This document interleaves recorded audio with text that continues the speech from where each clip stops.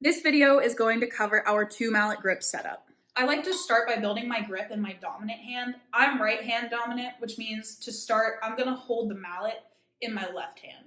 The first thing we wanna do to set up our grip is visibly split the mallet into thirds. You have the top third, the middle third, and the bottom third. The first point of contact we're gonna create is with our pointer finger and the mallet shaft.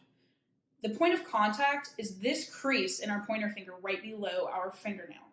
That is going to run parallel to the mallet shaft, and it's going to rest where the bottom and middle thirds intersect, just like that. The next point of contact we want to create is with the pad of our thumb. That pad is going to rest on the mallet shaft directly across from the crease in our index finger. And when we do that, we create a capital T shape. As we create this capital T, that forms our fulcrum. The fulcrum is the point where the mallet is going to pivot in our hand. So after we create our fulcrum out of our thumb and our pointer finger, we're going to take our middle finger and wrap it around the mallet, leaving enough space between our pointer and middle finger for another mallet shaft to fit between the two. After we place the middle finger on the mallet, we're just going to take these back 2 fingers and wrap them around, similar to how an octopus would wrap its tentacle around an object.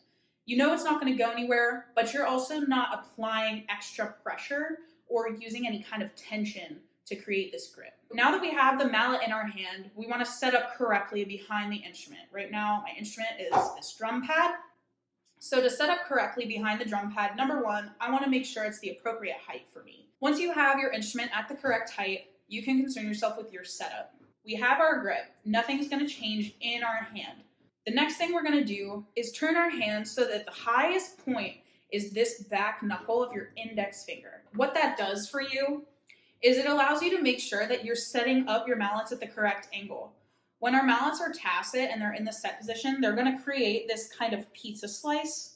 And the best way to make sure that in that pizza slice our hands are at the correct angle is ensure that this knuckle is the highest point of your hand. From there, we're going to pull back and do what we call locking our platforms down. Locking our platforms down does not mean that our platforms never move. It just means that your platform is always locked down below the mallet head. The easiest way to tell is by the angle of your wrist. When your platforms are locked down, you're going to have a straight line from your forearm through the heel of your hand. If your platforms are not locked down and you're beginning to lift, it's going to look like this, and the straight line is going to be from your forearm through your thumb.